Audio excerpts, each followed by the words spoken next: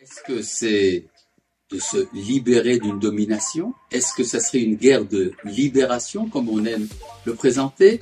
Est-ce que c'est un conflit sur une base économique et sociale, comme certains néo-marxistes voudraient le présenter?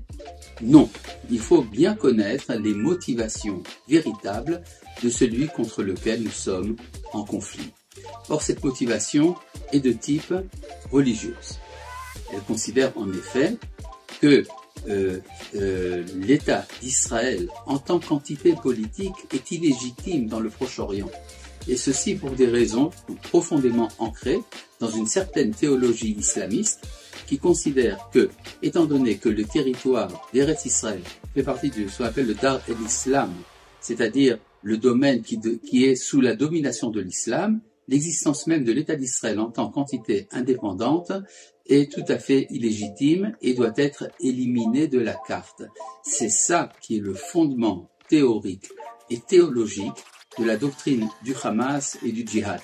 Il faut bien en être conscient lorsque nous analysons les motivations de nos ennemis. L'idée qu'ils pourraient simplement investir tous les budgets qui leur sont généreusement distribués par les puissances pour transformer la bande de Gaza en une petite Singapour du Proche-Orient est tout à fait illusoire. Ça ne fait absolument pas partie de leur projet.